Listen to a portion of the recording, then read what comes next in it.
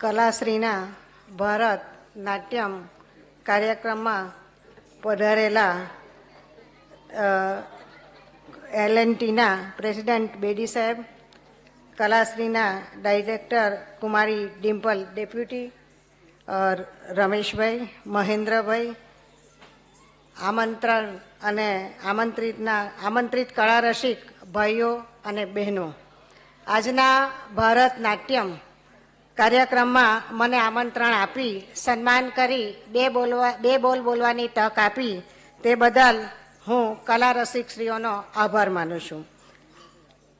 ડિમ્પલ ડેપ્યુટીના ભારત નાટ્યમના ઘણા કાર્યક્રમો મેં નિહાળ્યા છે. આના કાર્યક્રમની અંદર સ્વર્ગસ્થ હેમલ જોશીને કદાપી ભૂલી શકાય એમ નથી.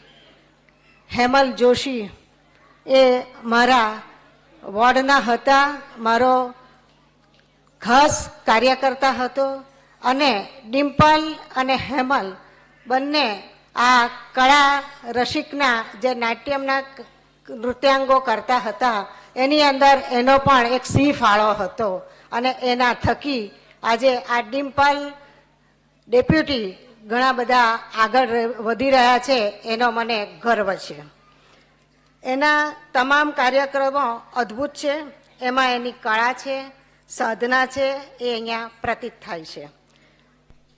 એમાં ડિમ્પલ ડેપ્યુટીનો ખૂબ મોટો ફાળો રહ્યો છે. કળા સાધનાની એક વિશિષ્ટતા રહી છે, જેને માણ્યા પછી સુખ અને આનંદની અનુભૂતિ કરી શકીએ છીએ. એ તૃપ્તિ અને શાંતિનો અનુભવ થાય છે. જ્યારે વિદેશી નૃત્ય જોઈએ છીએ ત્યારે કેટલીક વખત ત્રાસ અને કંટાળો આવે છે. ભારતીય નૃત્ય પરંપરા અનેક સિદ્ધિઓનું સંગમ છે. ભારતીય નૃત્ય કલાકારને શારીરિક શોષણ તો પૂરું પાડે છે, આનંદની અનુભૂતિ કરાવે છે. આવી ભારતીય કળાને જાળવી રાખવા બદલ કલાશ્રીની સંસ્થાને મારા તરફથી હું લાખ અભિનંદન આપું છું.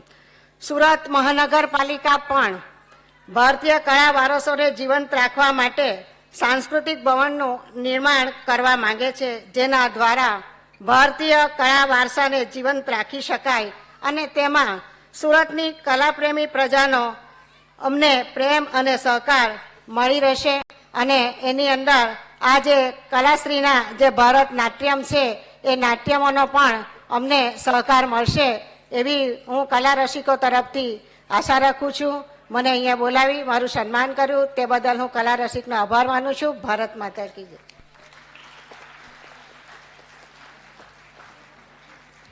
આજ